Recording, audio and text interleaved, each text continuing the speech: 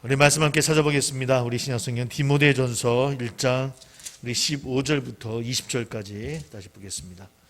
디모데전서 우리 신약성경 337쪽이 되겠습니다. 337쪽 디모데전서 1장 15절부터 20절까지.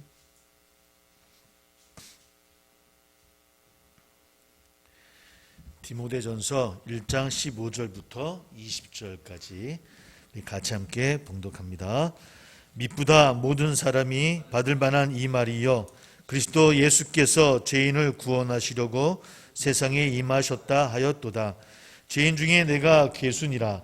그러나 내가 긍휼을 입은 까닭은 예수 그리스도께서 내게 먼저 일체 오래 참으심을 보이사 후에 주를 믿어 영생 얻는 자들에게 본이 되게 하려 하심이라.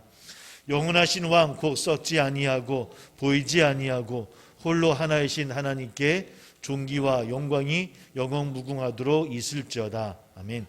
아들 디모데야, 내가 네게 이 교훈으로서 명하노니 전에 너를 지도한 예언을 따라 그것으로 선한 싸움을 싸우며 믿음과 착한 양심을 가지라. 어떤 이들은 이 양심을 버렸고 그 믿음에 관하여는 파선하였느니라. 그 가운데 후메네오와 알렉산더가 있으니 내가 사탄에게 내준 것은 그들로 훈계를 받아 신성을 모독하지 못하게 하려 함이라. 아멘. 오늘 바울이 죄인 중에 내가 괴순이라 라고 15절에서 이야기를 하고 있습니다. 이 고백한 말은 과장이나 공치사가 절대 아니겠죠. 더군다나 어떤 간증달처럼 내가 이런 짓까지 해봤어, 이러니까 해봤어 라고 이렇게 자랑하려고 하는 이야기도 분명히 아닐 것입니다. 다만 그가 말하고 싶었던 내용은 바로 이런 것일 것 같아요. 나는 악랄하고 비열하며 더럽기 짝이 없는 그런 삶을 살았던 사람이었어. 그야말로 은혜 받을 만한 어떤 이유나 조건이랄 게 하나도 없는 그런 불신자였을 뿐이다 라는 그런 내용이 그 안에 담겨져 있을 것입니다. 그리고 이 내용에 이어서 이제 죄인을 구원하시려고 세상에 임하신 예수 그리스도에 대해서, 또 하나님의 긍휼과 예수님께서 오래 참으신다는 그런 고백들, 그리고 삼위 하나님의 영광과 은혜를 함께 이제 언급을 하고 있습니다. 그 이유가 뭐냐면 이제 어둠 속에서 빛이 아무리 작아도 환하게 보이는 것처럼, 찬란하게 빛나는 것처럼, 어떤 황량한 사막 한가운데서 한 모금의 물이 모든 갈증을 없애주는 것처럼 바로 죄인의 더러움과 악랄함이 더하면 더할수록 하나님의 영광과 은혜는 더 선명하게 드러나는 것이라고 하는 것을 아마 말하고 싶은 사도 바울의 마음이었을 것입니다. 그래서 아마 본인 스스로를 하나님의 은혜를 활짝 드러낼 죄인 중에 괴수다라고 아마 스스로 이렇게 아마 비유적으로 이야기하면서 하나님의 은혜를 더 빛나게 보이도록 고백하는 사도 바울의 마음을 우리는 볼 수가 있어요. 바로 바울이 디모데에게 언급한 이 교훈과 지도한 예언이 핵심이 바로 그런 것일 겁니다. 죄인은 구제불능 상태에 빠졌고 스스로 구원할 능력이 없는 것이 죄인이라는 것이죠. 죄인은 구원할 능력이 없습니다. 그러나 하나님은 그런 죄인까지 은혜로 불러주시는 것뿐만 아니라 구원까지 해주신다. 바로 이것이 그 교훈과 지도한 예언이, 디모데에게 이야기했던 교훈과 지도한 예언이라는 내용이 바로 무엇이냐, 바로 그런 겁니다. 죄인은 스스로 구원하지 못하지만 하나님은 그런 죄인까지도 은혜로 품어주시고 구원하시는 분이시다. 이것을 디모데 너에게 이야기했다라고 사도 바울은 이야기하고 있더라는 것이죠. 그런데 그러한 바른 교훈임에도 불구하고 오늘 이 디모데에 있었던 에베소 교회는 율법주의와 특별히 영지주의가 그런 잘못된 다른 교훈들이 아마 많이 전파되고 있었던 것 같아요. 율법주의는 늘 얘기하듯이 내가 율법의 규칙을 힘써 지키고 할례를 받으면 구원을 얻을 수 있다라고 이야기하는 그런 주의 우리가 많이 이야기 나눴고요. 영주주의는 뭡니까? 이 세상은 불완전하고 오염된 것이기 때문에 우리는 좀 고차원적으로 영의 세계와 참 지식을 추구해야 된다는 거예요. 그러니까 세상은 오염됐다라는 거야. 더러운 곳이다라고 하는 거니까 우리가 고상한 그런 지성이나 그런 지식을 추구해야지만 그런 것을 통해서 신의 경지에 오를 수 있다. 쉽게 말하면 구원을 받을 수 있다. 그러니까 세상 알아보지 말고 그런 거 걱정하지 말고 세상 같은 거 신경 쓰지 말고 고참 매일 성경 읽고 매일 기도만 하고 매일 예배만 드리면서 살아가면 돼. 그러면 높은 경지에 오를 수 있어. 라고 가르쳤던 것이 바로 영지주의라는 거예요. 바로 그런 잘못된 사상들이 이 에베소 교회에 있었다라고 하는 겁니다. 어디 들어보면 괜찮은 말 같아요. 틀린 말이 아닌 것 같잖아요. 맞아, 세상은 오염됐어. 세상은 죄악으로 가득 차. 그러니까 내가 어떤 신의 경지에 오르가기 위해서는 좀 고차원적인 그런 지식들이나 뭐 그런 것들을 영적인 것들만 막 우리가 막 추구하면서 나가면 될 것 같아. 세상적인 것은 신경 쓸 필요 없어.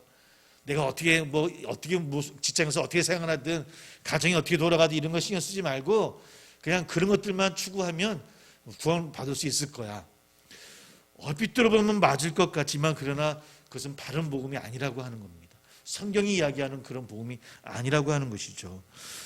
그렇다고 해서 그들이 무턱대고 복음을 반대한 것은 아니라고 말씀을 드렸죠. 제가 지난주에도.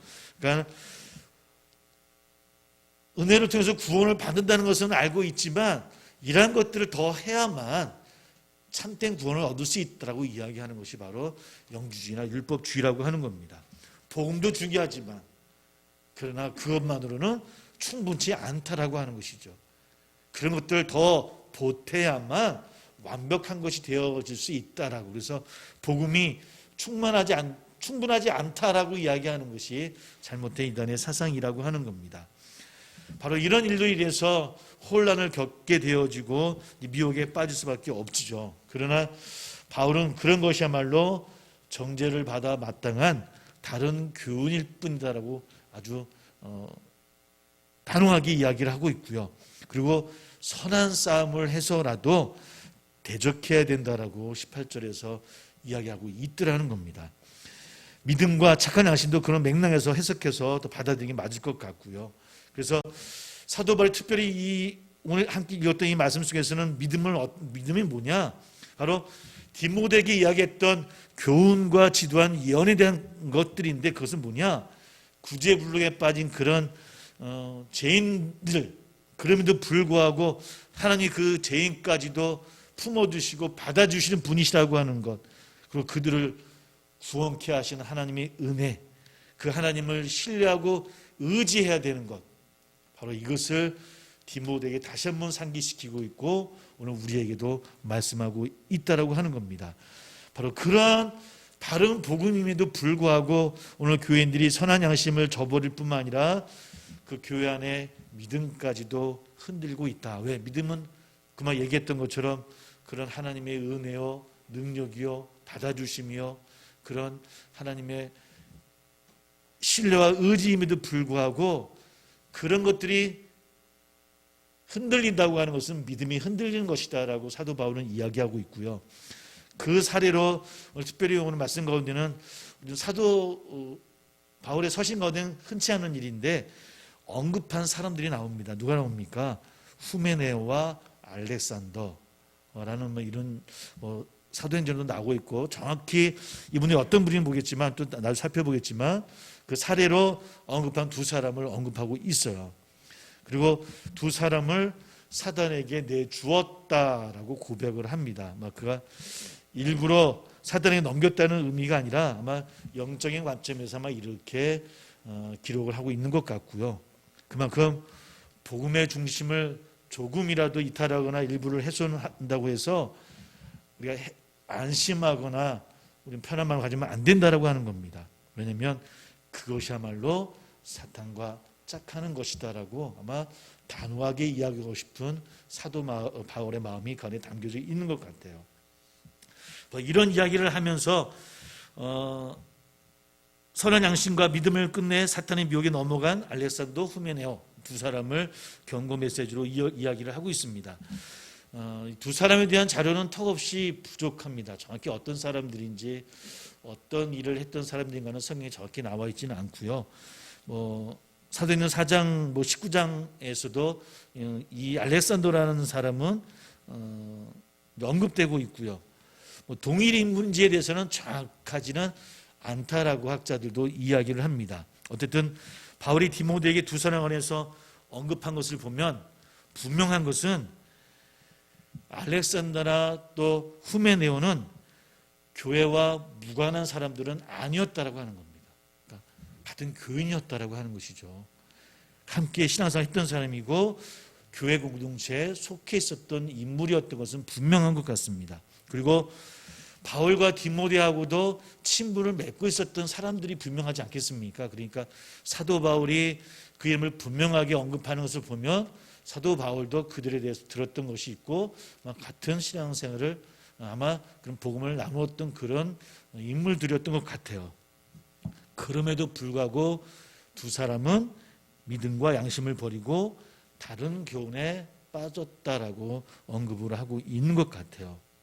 두 사람이 나중에 배교를 했는지 일시적으로 징계를 받고 다시 돌아왔는지 대한 정확한 기록은 남아있지는 않아요. 그러나 분명한 것은 이 편지를, 이 서신을 나누고 있는 그 순간에는 바른 복음 안에서 그들이 벗어나 있고요. 그들의 신앙이 변질되어져 있었던 것은 아마 틀림이 없었던 것 같습니다. 그러나 이 부분에서 우리가 좀 중요하게 생각할 점이 있을 것 같아요. 사도 바울이나 또 디모데 같은 사역자들이 가르치고 인도하는 교회에도 이러한 일들이 일어나더라는 겁니다.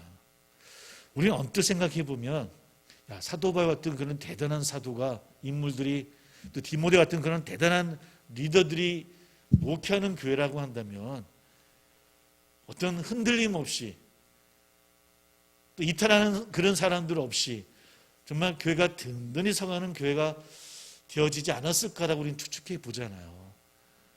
왜냐하면 정말 2000년 넘게 늘 우리가 이야기하는 사도 바울이 개척한 또 디모데가 또 함께하는 그런 교회. 그럼에도 불구하고 그 교회 안에서도 문제가 있더라는 겁니다. 아무리 마음씨 좋고 좋은 성실한 농부가 있다 할지라도 잡초는 잘하잖아요, 그죠? 그 잡초 매일 관리를 해야 되잖아요, 그죠? 그렇듯이 전혀 의도치 않은 잡초가 무성하게 자라는 그런 것과 비슷한 것 같아요. 아무리 좋은 리더들 또 좋은 그런 성도들의 만남이 있다 할지라도 늘 그 가운데는 또 사단의 유혹들이 늘 있다라고 하는 것을 우리가 잊지 않아야 될 것 같고요. 그래서 이것을 인간율의 모습으로 우리가 또 다룰 문제도 아닌 것 같아요. 그런 거 보면 사도 바울이나 디모데가 목회를 잘 못했구나. 잘 못했으니까 그런 사상이 일어나고 그 교회가 분란이 일어나고 교회 문제가 일어났겠구나 라고 인간율처럼 원인이 있었기 때문에 그런 거겠지라고 또 그렇게 우리가 판단하는 것도 잘못인 것 같아요. 그만큼 초대교회도 그렇고 지금도 그렇고 교회라고 하는 것이 어떤 독재자가 끌고 나가듯이 끌고 나가는 그런 공동체는 분명히 아니라는 겁니다.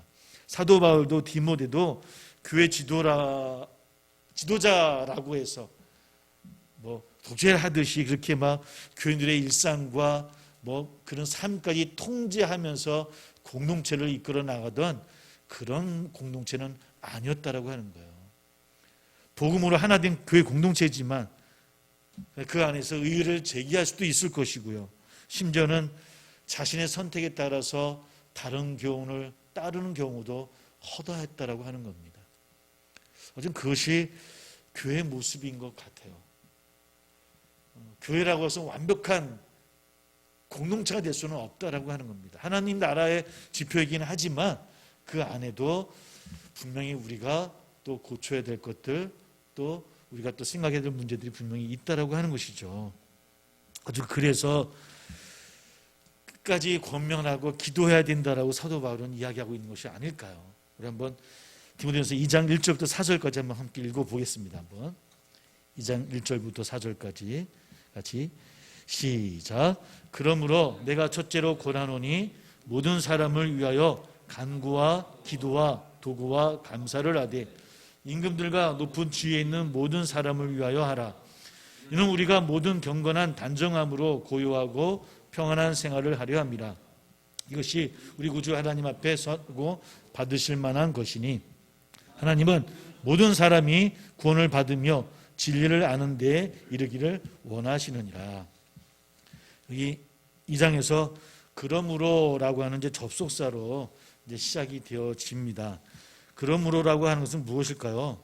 그러니까 앞에 1장에서 이야기했던 내용들의 어쩌면 결과 같은 내용들이 요약과 결론 부분들이 나오는 그런 부분이겠죠. 요약과 결론이니까 앞에 부분에 교회는 이런 곳이었고 바울과 디모데가 이끄는 교회임에도 불구하고 그런 일들이 있었다라고 하는 것을 이야기하면서 이제 기도에 대한 부분들을 이야기를 합니다. 1절과 4절이 봐 그러니까 모든 사람을 위하여 기도하라. 그리고 하나님은 모든 사람이 구원을 받고 진리를 알게 되기를 원하신다 라고 하는 것이 사도 바울이 이야기하는 결론입니다. 자연스러운 논리의 전기이고요. 그렇다고 한다면 대체 기도가 무엇인가라는 질문을 해보게 되어질 것 같아요. 기도가 대체 무엇인가? 우리가 흔히 이야기하듯이 기도는 하나님께 대화라고 이야기하면서 또 하나님을 높이고 자신을 낮추는 행위가 바로 기도입니다. 우리는 기도한다는 건 뭡니까? 하나님이 나보다 더 높으신 분이시고 그분이 전지전능하신 분이시고 나의 주님이신 것을 고백하는 거잖아요. 그러니까 그분께 기도하잖아요. 여러분 혹시나 내 남편에게 내 아내에게 기도하시면 계십니까? 내 아내요. 우리 기도하진 않잖아요. 우리가 기도하는 이유는 내 기도를 받아주신 분이 나보다 나으신 분이니까 기도하는 거예요. 그분이 창조주이시고 나의 주님이시니까 기도하는 거니까 기도라는 것 자체는 뭐냐면 나를 낮추는 행위예요. 기도가. 겸손의 행위가 바로 기도입니다. 그리고 하나님을 높이는 행위이고요. 그리고 내가 하지 못하는 일이니까 나로서는 어려운 일이니까 어쩌면 나의 무능, 무지를 인정하고 하나님의 능력을 전폭적으로 신뢰한다라고 하는 우리의 행위라고 하는 것, 그것이 바로 기도라는 것이죠. 그러니까 사실은 우리가 이게 교만, 탐욕, 어쩌면 또 근거 없는 확신 이런 걸로 가득 차면 사실 기도한다고 하는 것이 쉬운 일은 아니라고 하는 겁니다. 왜 기도 안 할까?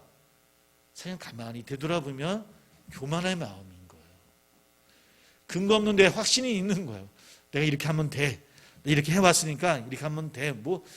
하나님께 기도할 까지 뭐 필요 있어. 나의 지식으로 나의 것으로 행하면 되겠지라고 하는 그런 마음들이 있다라고 하는 것이죠. 그래서 저는 기도한다라고 하는 것은 그래서 우리 성도가 늘 하나님 앞에 서야 되는 가장 기본적인 우리의 행위이기도 하고 하나님을 높이는 가장 하나님이 좋아하시는 또 우리의 그런 예배의 의식도 기도라고 하는 것을 늘 잊지 않는 저나 우리 되기를 주의 이름으로 소망합니다. 그래서 바울이 오늘 그런 이야기를 하는 겁니다. 비참한 죄인의 신세를 모면하는 방편이 대체 뭘까? 우리가 이토록 자신을 구원할 수 없는 존재이고 또 그런 교회 안에서도 그런 일들이 막 일어나고 그러니까 우리가 행할 수 있는 것이 대체 무엇인가? 그건 기도라는 거예요. 그러니까 권고하고 기도하는 방법밖에 없다라고 이야기하는 거예요. 또 그 기도는 뭐냐? 하나님 만민을 구원하기를 원하시는 것으로 우리에게 요구하는 것이 뭐냐? 바로 기도라고 하는 것이라고 사도 바울은 이야기하고 있더라는 겁니다. 그래서 사도 바울이 디모데에게도 또 그 교인들에게도 이야기하면서 기도를 강조하면서 기도는 뭐냐? 모든 사람을 구원하시기 위한 하나님의 우리 주신 은혜라고 하는 거예요.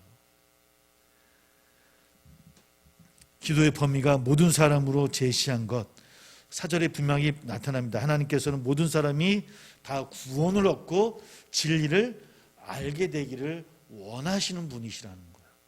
그러기에 기도라고 하는 것을 우리에게 은혜로 허락하셨다라고 하는 겁니다.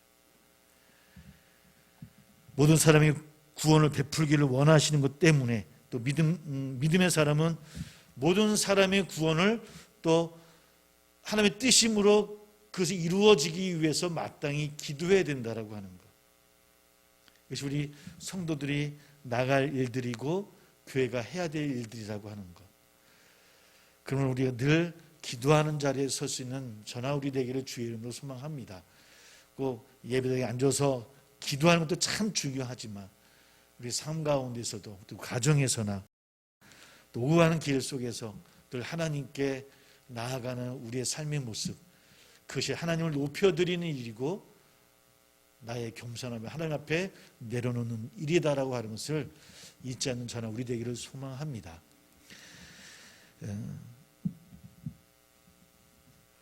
그런 기도합이 오늘 사도 바울은 그 모든 사람의 조건을 이렇게 이야기합니다. 우리 한번 2절입니다. 한번 보겠습니다. 임금들과 높은 지에 있는 모든 사람을 위하여 하라라고 이야기를 하고 있죠. 임금들과 모든 높은 지에 있는 모든 사람들에게 이르기까지. 그러니까 직설적으로 이야기하면 사도 바울은 뭐라 이야기하는 거냐면 유대의 왕들도 유대의 대신들을 위해서도 뭐 재산 그룹을 위해서도 로마 황제와 총독까지 다 포함돼서 그들을 위해서 기도하라고 이야기를 하고 있어요. 잘못 들으면 이 사람 무슨 뭐 어영인가 뭐 이렇게 우리가 이해할 수도 있겠죠. 그런 뜻은 아닐 거예요. 아마 최소한의 제도적 장치가 세상을 끌고 나가는 이 새가 되기를 위하는 그런 마음으로 기도해야 되는 것이 그리스도인이라고 하는 거예요. 그러기 위해서 모든 사람을 위해서 기도할 때 특별히 오늘 사도 바울은 임금들과 또 높은 지위에 있는 사람들까지 다 포함하는 기도를 하고 있다라고 하는 겁니다. 최소한의 제도적 장치가 얼마나 중요하냐면 우리 지금 뭐 현실 속에서는 미얀마 사태를 우리가 볼 수 있겠죠. 군부 이제 쿠데타를 통해서 뭐 지금 미얀마라는 그 나라는 엉망이 되어져 있잖아요, 그죠? 어젠가 그젠가요. 그 항거하던 시인이었죠, 그죠? 시인이 잡혀갔는데 다음 날 발견되어졌는데 뭐 내장이 다 없어진 상태로 이렇게 뭐 발견되어졌다 그러죠. 그러니까 지나와 보면 저도 이제 50 중반에 지나와 보면 우리 역사도 그렇고 세상에 가장 사람이 제일 무서운 것 같아요. 가장 잔인한 것도 우리 동물의 망걸 보면 막 동물들 막 사자나 호랑이들이 막 작은 동물들을 잡아먹기 못해 막 잔인하고 그렇지만은 가만 되돌아보면 사람만큼 잔인한 그런 존재가 없구나라는. 요즘 특별히 또 영화들을 가끔 보면 영화들이 옛날처럼 이렇게 뭐 정제 뭐 나오는 게 아니라 그냥 다 보여주잖아요. 막 전쟁씬 같은 것도 보면 그런 거 볼 때마다 정말 사람이 잔인하구나. 근데 그런 존재이기에 최소한의 어쩌면 제도적인 장치가 없을 때 이 땅의 세계가 어떻게 될까 한번 생각해 보면 끔찍한 거예요. 우리나라도 마찬가지예요. 뭐 우리나라도 많은 역사의 과정이 있었잖아요. 그럼 그 제도적인 장치가 최소한 제도 장치가 무너졌을 때 어떻게 그 사회가 망가지는지 우리나라뿐만 아니라 외국도 마찬가지고 어느 곳에나 마찬가지고 어쩌면 그리스도인이 기도할 때 모든 사람을 위해서 기도하는 것도 참 중요하지만 또 우리가 왜 나라를 이끌어가는 리더들을 위해서 우리가 왜 기도해야 되느냐 바로 그런 것을 위해서도 기도해야 될 것 같아요.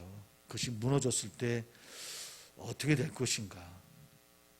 그것이 남의 나라뿐만 우리도 그것을 경험하고 있고요. 뭐 어쩌면 양육강식의 그런 뭐 본능이 짐승에게만 있는 것이 아니라 오늘 우리에게도 있다라는 것을 고백해 보면서 늘 나를 위해서 가정을 기도는 중요하지만 사회와 또 나라를 위해서 기도하는 것도 잊지 아니하고 여러분 기도하실 때마다 위종자들을 위해서도 또 이 땅 이끌어가는 리더자들을 위해서도 기도할 수 있는 저나 우리 되기를 주의 이름으로 소망합니다. 오늘 바로 사도 바울도 그런 이야기를 하고 있는 것 같아요. 모든 사람이 구원받기를 원하시는 것이 하나님의 뜻이지만 특별히 임금들과 높은 주위에 있는 모든 사람을 위해서까지도 기도하는 사도 바울의 마음, 그것은 또한 무엇이겠습니까? 오늘 교회를 따라오면 교회를 또 그래도 관리하고 있는 리더들을 위해서도 기도해야 된다고 하는 거예요. 그런 최선의 장치도 또 무너지는 교회들이 또 어떻게 무너지고 있는 것도 잘 알고 있기 때문에 마찬가지입니다. 늘 기도함으로 함께 동참해 주시는 저랑 우리 되기를 소망합니다. 말씀을 다시 한번 보겠습니다. 우리 5절부터 7절까지 같이 시작. 하나님은 한 분이시요 또 하나님과 사람 사이에 중보자도 한 분이시니 그 사람이신 그리스도 예수라. 그가 모든 사람을 위하여 자기를 대속물로 주셨으니 기약이 이르러 주신 증거니라. 이를 하여 내가 전파하는 자와 사도로 세움을 입은 것은 참말이요 거짓말이 아니니 믿음과 안에서 내가 이방인의 스승이 되었노라. 아멘. 그러니까 모든 사람이 구원받기를 하나님께서 간절히 원하셨는데, 그런 하나님의 바람과 의도가 어떤 방식으로 이루어졌냐면 바로 5절과 6절에서 그 방식을 설명하고 있는 거예요. 한 분 하나님, 또 하나님과 사람 사이에 있는 유일한 중보자로서 모든 사람을 위해서 대속물로 우리를 위해 죽으신 예수 그리스도, 바로 이것이 죄인을 구원하시고 의에 이루게 하시는 하나님의 방법이라고 하는 겁니다. 모든 사람이 구원받기를 원하시는 것이 하나님의 뜻인데, 그 하나님의 바람과 의지를 어떤 방식으로 예수 그리스도를 보내셔서 우리를 대신 십자가에 죽게 하심으로 대속물이 되게 하셔서 우리가 그분을 고백함으로 우리가 구원받을 수 있도록 그 방식을 하나님이 택하신 것이다라고 5절에서 또 6절에서 이야기하고 있더라는 겁니다. 그런 이야기를 하면서 왜 이야기를 다시 강조하냐면 바로 우리의 신앙의 대상은 한 분이라는 겁니다. 예수 그리스도라고 다시 한번 강조하고 있는 거예요. 성도나 교회가 하나님 외에 어떤 사상이나 이론을 이야기하는 것, 어떤 것이 아무리 그것이 훌륭한 이론이라 할지라도, 아무리 많은 지식인들이 인정하는 그런 이론이라 할지라도 하나님 위에 올려놓을 수 없다라는 거예요. 율법주의나 영주주의가 듣기에 아무리 그것이 좋고 그런 것 같다 할지라도 하나님 유일성, 하나님 유일신 그 사상 안에 올려놓을 수 없다라는 거예요. 그것을 강조하기 위해서 다시 한번 5절과 6절에서 그 이야기를 하고 있는 거예요. 모든 사람을 구원하시기 위해서 방법을 선택하셨는데 바로 예수 그리스도라고 하는 것, 그분만이 우리의 구원의 유일한 길이다라고 하는 것을 이야기를 하고 있고요. 이를 위해서라고 이야기, 우리 7절을 보니까 어떻게 이야기를 하고 있습니까? 이를 위하여 내가 전파하는 자와 사도로 셈을 받았다. 그러니까 그런 예수 그리스도의 그런 방식으로 세상을 구원하신 하나님께서 그런 구원을 하기 위해서 누구를, 자신을 전파하는 자와 사도로 세워주셨다라고 이야기를 하고 있어요. 참 어렵죠. 사도 바울도 서신마다 늘 사도의 직분에 대해서 강조해야 되고 또 이야기해야 되고 또 행해야 될 것이고, 그죠? 사도이자 전도자라고 하는 그런 존재가 왜 부름받았느냐? 예수 그리스도 그 복음을 전파하기 위해서, 증거하기 위해서 부름받았다고 하는 것. 왜 우리가 목회자로, 왜 직분자로, 왜 그리스도인으로 우리가 세워졌느냐? 예수 그리스도를 믿고 고백한 자로 예수 그리스도를 전파하기 위하여 우리가 선택되어졌다라는 고백과 같은 맥락이라고 여러분 받으시면 될 것 같습니다. 다른 말로 이야기는 무슨 이야기냐면, 그렇다면 사도로서 부적절한 자는 어떤 사람이냐를 묻고 있는 거예요. 그러니까 내가 하나님의 복음을 위해서 부름받은 직분자이고 사도인 거예요. 무엇을 전파하기 위해서? 오직 예수 그리스도를 통해서 구원받는다고 하는 것을 전파하기 위해서 부름받은 사도예요. 다른 뜻으로 그 의미를 바라보면, 그러므로 부적절한 사도라고 이야기하는 것 중에서 부적절한 사도는 누구냐? 바로 하나님의 복음을 잘못 전달하는 사람, 예수 그리스도 외에 다른 것을 전하는 사람, 그 사람은 사도로서 부적절한 자들이라고 하는 거예요. 그리스도인으로서 부적절한 사람이라고 하는 거예요. 바로 그러한 모습이 어디에 있다고 지금요? 에베소 교회에 있다라고 디모데에게 이야기하고 있는 거예요. 그들이 이야기하는 다른 교회는 바로 잘못된 거짓 교사고 거짓 선생이고 잘못된 복음이다라고 하는 것을 강조하고 있더라는 겁니다. 그러니까 4절과 6절에서 이야기하고 있는 그런 내용의 확신과 고백이 무엇이냐면 사도의 가장 기본적인 조건이에요. 달리 이야기하면 오늘 사도 바울은 자신 이야기하지만 달리 이야기하면 그리스도인으로서 참된 그리스도인의 기본적인 조건이 무엇이냐? 오늘 바로 4절에서 6절까지 이야기하고 있는 것. 이것을 고백하는 사람이 진정한 그리스도인이라고 하는 것이죠. 어떤 내용이었습니까? 하나님은 모든 사람이 구원을 받으며 진리를 아는 데까지 이르기를 원하시는 분이시라는 것을 고백하는, 신뢰하는 거예요. 하나님은 한 분이시고 또 하나님과 사람 사이의 중보자도 한 분이신데 그분이 누구시라고요? 예수 그리스도라고 하는 거예요. 그가 모든 사람을 위해서 자기를 대속물로 내어주셨다는 거예요. 그 기약이, 하나님의 약속이 그분을 통해서 약속이 이루어졌다라고 하는 것. 이것을 고백하는 사람이 진정한 사도고 진정한 그리스도인이라고 하는 것.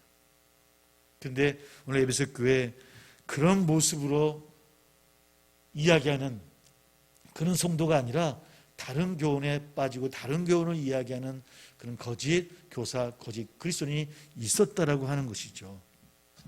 우리가 이런 것들을 아량으로 품을 수도 있겠지만 사도 바울이 이야기를 하고 있는 것은 이 부분에 관해서는 양보하거나 용납되어져서는 안 된다는 거예요. 예수 그리스도의 신앙만큼은 우리가 용납하고 어떤 것, 다른 것들이 그래 그런 것도 괜찮을 것 같아 포용하거나 양보해서는 안 된다는 거예요. 오직 한 분 하나님이, 오직 그의 중보자이신 예수 그리스도, 이 신앙의 고백에서는 어떤 이론도 들어가서는 안 된다라고 하는 것.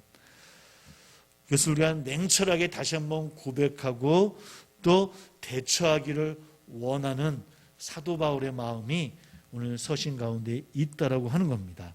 그래서 7절의 내용도 어떤 그런 마음에서 툭 튀어나오는 그런 고백인 것 같아요. 이를 위하여 내가 전파하는 자와 사도로 세움을 입은 것은 참말이요 거짓말이 아니니 믿음과 진리 안에서 내가 이방인의 스승이 되었노라. 나 같은 죄인의 우두머리가 어떻게 사도가 됐는지, 내가 무엇을 이야기하고 무엇을 가르치고 있는지 다시 한번 고씹어서 또 생각하고 또 생각하고 또 생각해 보아야 된다라고 하는 사도 바울의 고백입니다.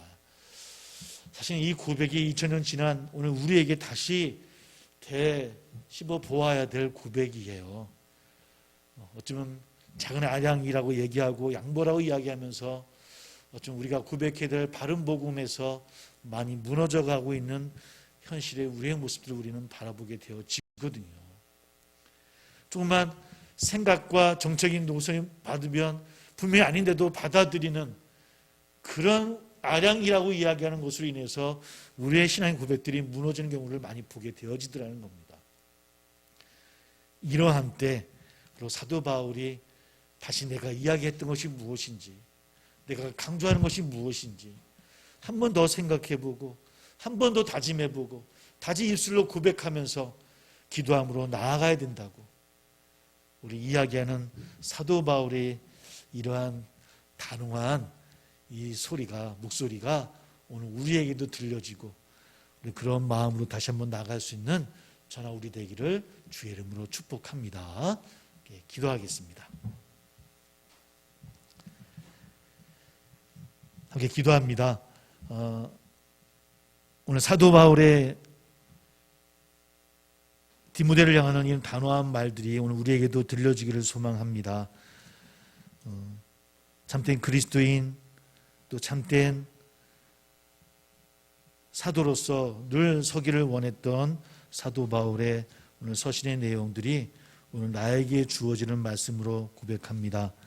우리 또한 하나님 한 분임을, 모든 사람이 구원받기를 원하시는 하나님의 뜻임을, 그 하나님과 또 사람 사이의 중보자도 한 분이시고 그 사람이시고 또 그리스도 예수이신 우리 그분을 고백하는 것, 그가 모든 사람을 위해서 자기를 대속물로 주셨고 기약이 이르러 주신 증거다라고 고백했던 이 고백이 우리 안에서도 고백되어지고 마음에서 믿어 입술로 고백하며 예수 그리스도를 나의 구주로 고백할 수 있는 내가 될 수 있게 해달라고, 이 신앙으로 우리가 흔들리지 않는 믿음으로 나가는 우리 성도들 될 수 있게 해달라고 함께 기도해 주시고, 또 괜히 기도 제목이 있을 줄 압니다. 우리 분 함께 기도하며 이 시간 마무리합니다.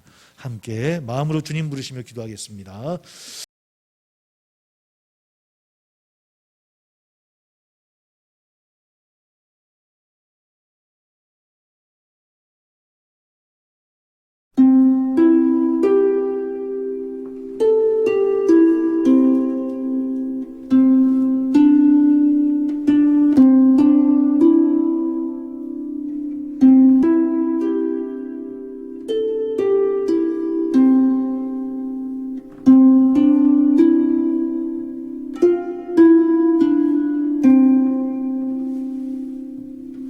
기도합니다.